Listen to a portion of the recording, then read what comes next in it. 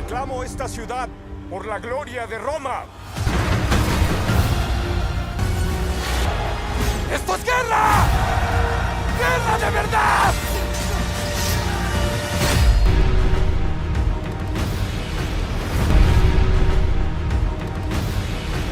16 años después del emperador Cómodo, Roma fue gobernada por los gemelos, el emperador Geta y el emperador Caraca. Ambos hermanos, tan inexpertos e inmaduros como Cómodo, llevaron a Roma a corromperse en vicios y ambiciones de poder. Sin embargo, no todo estaba perdido. A continuación, se presenta una introducción en acuarela que repasa los eventos de la primera película, incluyendo la historia de Máximo.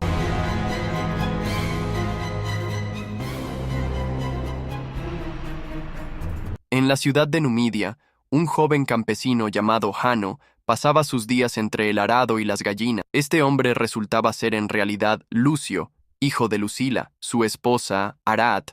Conversaba con él cuando los militares lanzaron una señal de alerta convocando a sus guerreros, ya que los romanos se aproximaban para atacar. Jano se colocó su armadura y ayudó a su esposa a ponerse la suya. Ambos se desearon suerte y se dirigieron a la fortaleza marítima. Allí, el general les informó que los romanos estaban cerca y debían prepararse. Como ritual, debían quemar una ofrenda para atraer la buena fortuna. La mayoría de los presentes, incluida Arat, lo hizo, pero Jano se negó. El general le reprendió por su falta de respeto, a lo que él respondió que no necesitaba hacer una ofrenda a un dios que nunca escuchó sus plegarias. Ambos rieron mientras el general romano, Marcus Acasius, se preparaba en el mar comiendo una manzana y ordenando a sus hombres que bajaran las velas antes de iniciar la batalla.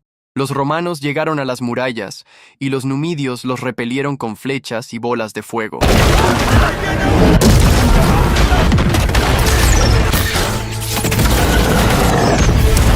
Sin embargo, los romanos, en superioridad numérica, siguieron adelante con el asedio.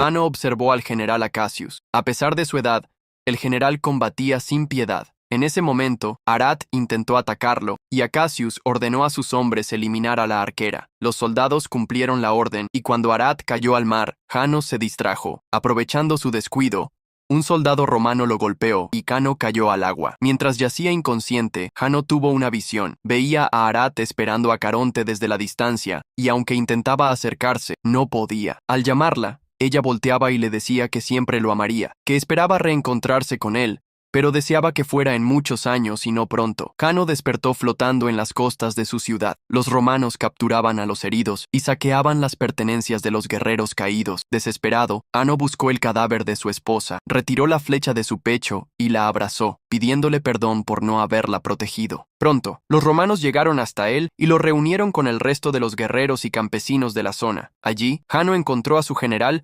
mientras Acasius se dirigía a los pobladores. Anunciando en nombre de Roma, les comunicó que serían esclavos al servicio del gran gobierno romano. Los más fuertes trabajarían como esclavos y el resto debería conformarse con la esperanza de sobrevivir. Los habitantes, sumidos en dolor, lloraban la muerte de sus seres queridos. Para evitar la propagación de enfermedades, Acasius ordenó quemar los cuerpos de los difuntos. Tanto Jano como su general fueron llevados a bordo de los barcos romanos, donde serían privados de comida y sufrirían en las peores condiciones hasta llegar a su destino. Lamentablemente, el general estaba gravemente herido y en los días posteriores su salud se deterioró, dejándolo débil y sumido en agonía con las heridas abiertas y su mente en estado de fragilidad. Jano intentó curarlo, pero el general lo detuvo, asegurándole que su caso era una causa perdida. Con voz débil, le pidió disculpas por la pérdida de Arat y recordó cómo, cuando lo conoció, Jano era apenas un niño extranjero llegado de tierras lejanas. Desde el inicio, nuestro protagonista había sido disciplinado y obediente, cumpliendo cada orden. Con el tiempo, el general llegó a apreciarlo,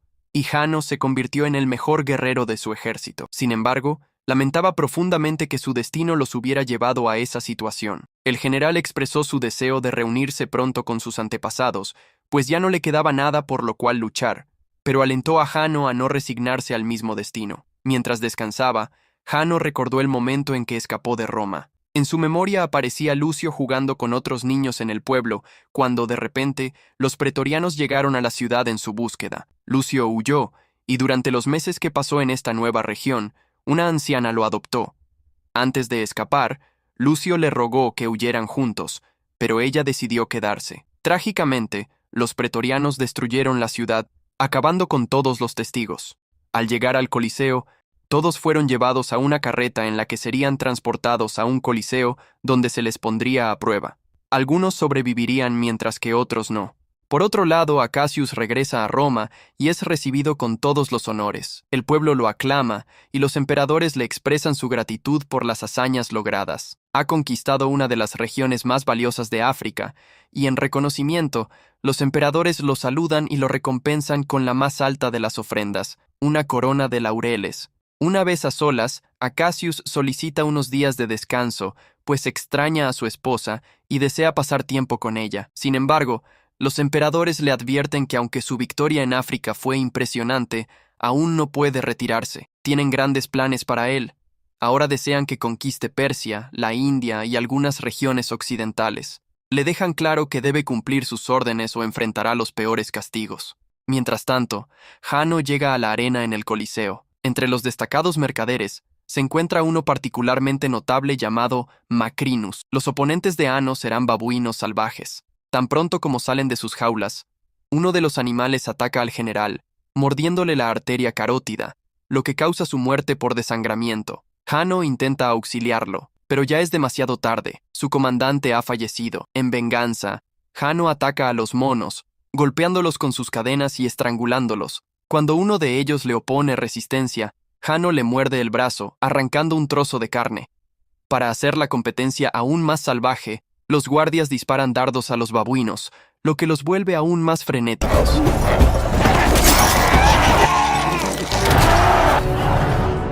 Al final, Jano y unos pocos logran sobrevivir a la pelea, lo cual deja encantado a Macrinus, quien decide comprarlo. Ahora, Jano se convertirá en su más valioso instrumento. Esa noche, Acasius regresa a su hogar. Al ingresar, su esposa Lucila lo espera y le da la bienvenida con alegría por su regreso. Al llegar al campamento, Vigo, el entrenador de gladiadores, les da la bienvenida. Les explica que ahora son la nueva fuerza de entretenimiento de su señor Macrinus. Aunque son esclavos, si logran destacarse como gladiadores, podrán comprar su libertad. El grupo comienza su entrenamiento y Macrinus, especialmente interesado en probar las habilidades de Jano, el guerrero famoso por haber devorado a un mono, decide ponerlo a prueba. Macrinus se dirige a él de manera cordial, diciéndole que con su fuerza podrían lograr grandes hazañas. Sin embargo, Jano lo ignora, lo que provoca que Macrinus ordene a Vigo que lo golpee. Al principio Jano se deja golpear, pero después de recibir varios golpes,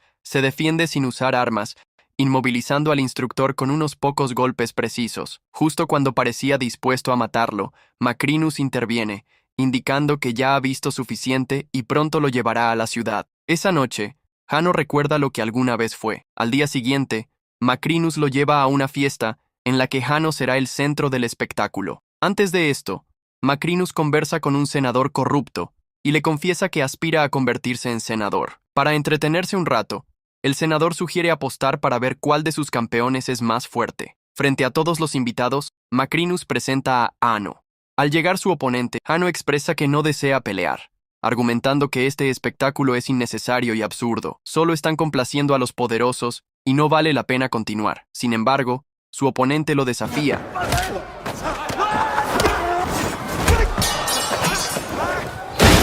Finalmente, Jano lo mata, haciendo que el senador pierda su apuesta. Los emperadores quedan impresionados, especialmente Geta, quien le pide a Jano que pronuncie algunas palabras. Jano declara: «Las puertas del infierno están abiertas día y noche, y gente como tú merece estar en ese lugar». El emperador, sorprendido y ofendido, mira a Macrinus, quien rápidamente interviene explicando que Jano es un poeta, y sus palabras no deben tomarse como un insulto. Así, ambos se retiran. Mientras Jano se baña, Macrinus se le acerca y lo felicita por el gran espectáculo, entregándole algunas monedas. Le dice que un esclavo nunca recibe dinero, solo insultos, pero un gladiador puede ganarlo y usarlo para comprar su libertad. Macrinus le hace saber a Jano que, con su ayuda, podría alcanzar un gran poder, pero le advierte que no debe desobedecerle, pues pagaría con su vida. Si por el contrario lo complace, le concederá lo que desee. Jano solo pide una cosa: la cabeza del general Acacius. Macrinus le dice que esa solicitud será difícil de cumplir, pero promete que si mueve las piezas adecuadas, podría lograrlo. Le advierte nuevamente que no debe fallarle, o también pagará con su vida. Esa noche, Lucila se reúne con algunos miembros del Senado, y al encontrarse con el senador Graco, le asegura que toda Roma será reformada, armada y mejorada. Los senadores coinciden en que ha llegado el momento de recuperar Roma, aunque saben que primero deben ejecutar un golpe de Estado para derrocar al antiguo gobierno e imponer sus propias leyes. Para llevar a cabo esta hazaña, necesitan el máximo apoyo militar posible. Acacius acepta participar, afirmando que más de 5.000 hombres leales a él esperan en un campamento cercano a Roma. El golpe de Estado se llevará a cabo al finalizar los Juegos en el Coliseo,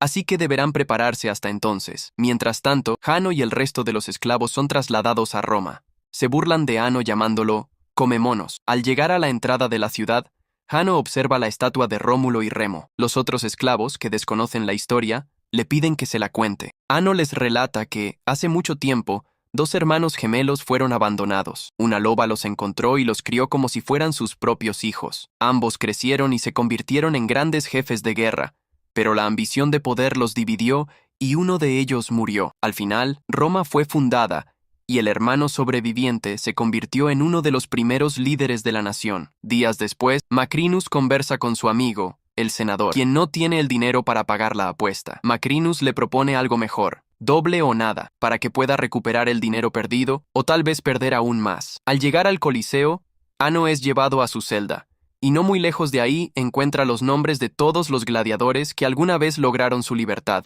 entre ellos Máximo. Al iniciar el primer día de los Juegos, los emperadores y senadores inauguran la ceremonia y piden al general Acacius que pronuncie unas palabras de aliento. Él desea sentarse junto a su esposa, pero los emperadores se lo impiden, señalando que no es hombre de palabras. Acacius, sin mucho entusiasmo, expresa que espera que disfruten de estos juegos organizados por los amados emperadores gemelos. Los gladiadores ingresan a la arena, y Hanno ve a Lucila entre los espectadores. Su oponente es un guerrero llamado el Destructor, quien monta un rinoceronte. Conociendo cómo derrotarlo, Hanno pide paciencia y calma a sus compañeros, pero uno de los esclavos lo ignora y termina perdiendo la vida. Hanno toma un poco de tierra del suelo de la arena y la frota en sus manos como solía hacer Máximo. Cuando el rinoceronte se lanza al ataque, Hanno lo esquiva y su jinete desciende para enfrentarse cuerpo a cuerpo. Fáciles de ser.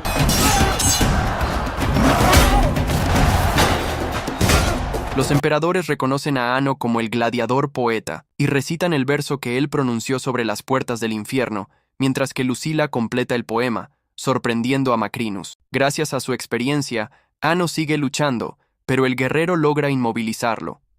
La multitud pide clemencia, y Lucila también implora por su vida. Finalmente, el emperador levanta su pulgar en señal de perdón, permitiendo que Hanno viva. Sin embargo, él rechaza la misericordia, deseando continuar la batalla. Se levanta, toma su espada, atraviesa a su oponente y lo decapita con ambas espadas, retirándose exhausto. Los gladiadores lamentan la pérdida de su compañero, pero alaban la victoria de Hanno.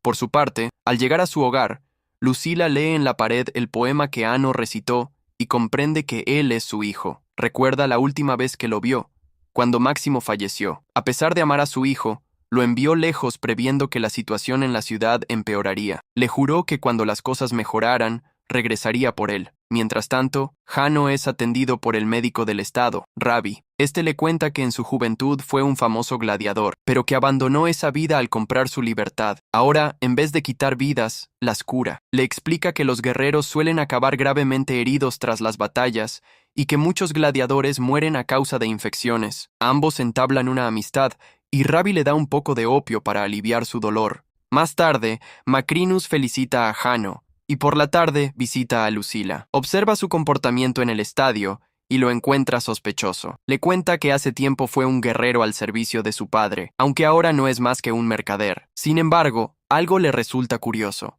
¿Acaso Lucila esconde algún secreto o sabe algo importante? Macrinus promete descubrir qué oculta realmente. Esa noche, conversa con su amigo y le revela que el difunto esposo de Lucila era homosexual, por lo que es probable que su hijo Lucio sea fruto de una infidelidad. Además, Le comenta que en su juventud, Lucila fue muy promiscua y tuvo varios amantes, entre ellos Máximo. Al unir las piezas, Macrinus deduce que el hijo de Lucila tenía 12 años cuando desapareció, y ahora han pasado 16, por lo tanto, ya es un adulto. Es muy probable que Jano sea su hijo, pues tiene cierto parecido físico y demuestra un notable conocimiento sobre Roma. En otro lugar, Lucila se escapa de su hogar y se dirige al Coliseo. Aprovecha la noche para visitar a Ano y le pregunta si acaso la recuerda. Él responde que no y prefiere no verla. Ano le cuenta que su madre murió cuando él tenía 12 años. Lucila le pide perdón por no haberlo buscado y le explica las circunstancias que tuvo que enfrentar. Entiende el resentimiento que él pueda sentir hacia ella. Entonces,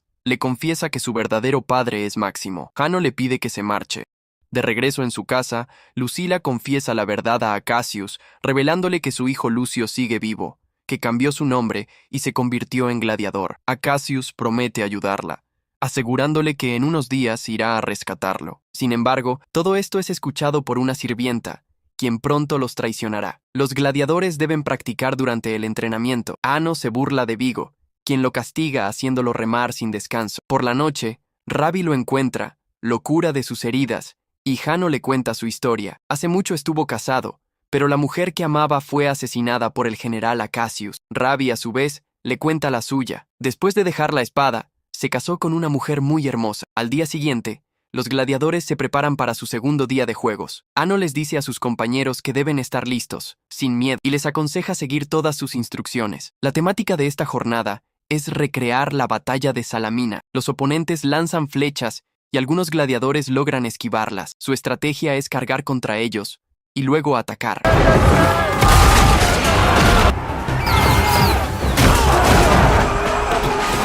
Jano aprovecha la oportunidad y usa una ballesta para intentar matar al general Cassius, pero no tiene éxito, ya que uno de sus rivales lo golpea antes de disparar. El juego termina y Vigo pregunta quién fue el autor de ese ataque. Todos los gladiadores se culpan entre sí, pero Vigo sabe que el responsable fue Jano. Mientras tanto, la sirvienta informa al senador que Jano es hijo de Lucila. Más tarde, Macrinus visita al senador para cobrarle una apuesta, y al ver que no tiene el dinero, decide quedarse con su casa. El senador le suplica una oportunidad y le cuenta que tiene información importante que ofrecerle. Tras escucharla, Macrinus lo felicita, pero aún así lo expulsa de su propiedad. Por la noche, Cassius y un pequeño grupo de sus hombres ingresan al Coliseo con el objetivo de llevarse a Jano. Sin embargo, son interceptados por la Guardia Real, que asesina a todos los soldados de Cassius. Él y Lucila son capturados y llevados al Palacio Real. Allí, los gemelos se muestran profundamente decepcionados, ya que confiaban en Cassius, lo querían, y así es como él les paga después de todo.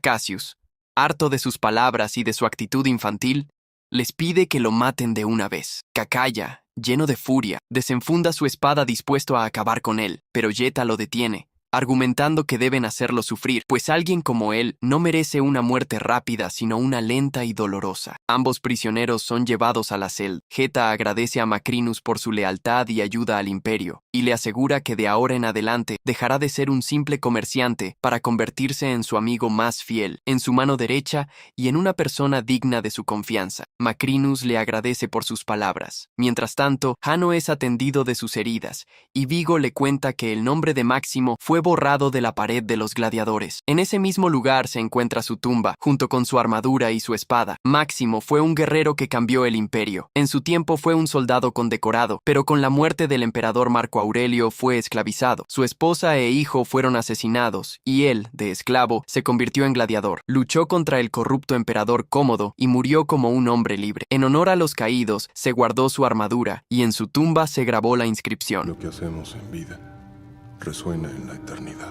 Al día siguiente, Cassius es acusado de traición y condenado a la arena. Lucila, encadenada a su asiento, se ve obligada a presenciar cómo su esposo enfrenta la muerte en combate. Primero, 5 guerreros pretorianos lo atacan, pero Cassius logra vencerlos.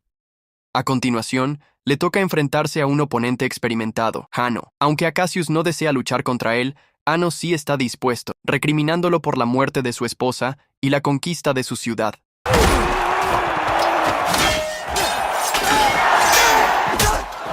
Cassius le explica que no tuvo otra opción, y aunque sabe que no lo merece, le pide perdón sinceramente. En señal de rendición, Acacius arroja su espada al suelo. Los emperadores emiten su veredicto, exigiendo que Ano lo mate. Cuando Ano está a punto de hacerlo, Acacius le confiesa su amor por Lucila y la nobleza de su carácter, lo que provoca que Ano se detenga. Ante esto, los emperadores ordenan a los pretorianos acabar con el conflicto, y Acacius es abatido por una lluvia de flechas. Indignado, Jano se levanta y desafía a los emperadores, preguntando si así es como tratan a sus héroes. Luego, es conducido de regreso a su celda mientras el pueblo muestra su descontento. Esa noche, Macrinus visita a Jano en su celda. Le menciona que le dio el premio que tanto deseaba y le reprocha haber desperdiciado su única oportunidad, asegurándole que ahora se pudrirá ahí. Macrinus también le confiesa sus ambiciones de convertirse en el próximo emperador romano. Mientras tanto, en las calles, el pueblo se amotina y los emperadores discuten sin hallar una solución para calmar la crisis. En un momento de la discusión,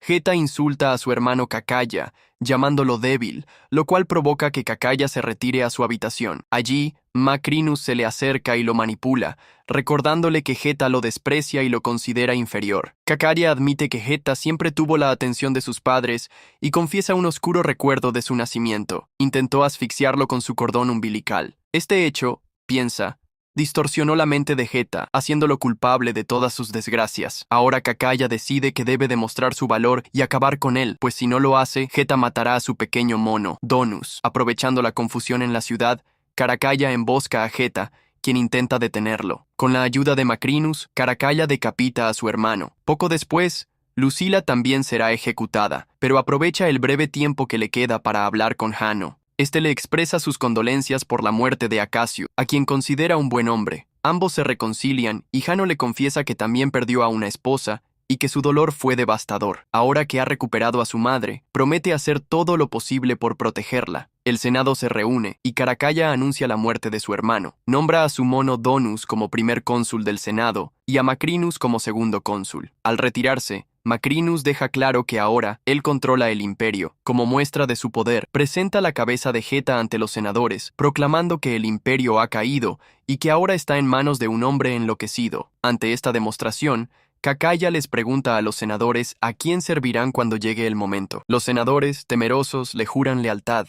Por otro lado, Macrinus se acerca a Lucila y le revela que en el pasado no solo fue soldado, sino también un esclavo torturado. Ahora ve la oportunidad de hacer la diferencia y cambiar el imperio. Con la muerte de Lucila, afirma, obtendrá el poder con el que siempre soñó. Le desea que sus momentos finales sean plenos, pues serán los últimos que tendrá. En su celda, Lucio conversa con Rabi, quien le pide llevar un mensaje a los soldados de Acacio, instándolos a regresar a Roma. Les informa que su general ha muerto, que su ciudad los necesita, y para que crean en sus palabras les entrega el anillo de Máximo. Rabi les explica lo sucedido, y los guerreros, conmovidos, aceptan ayudarlo. Vigo libera a Ano y le dice que su espada será de madera.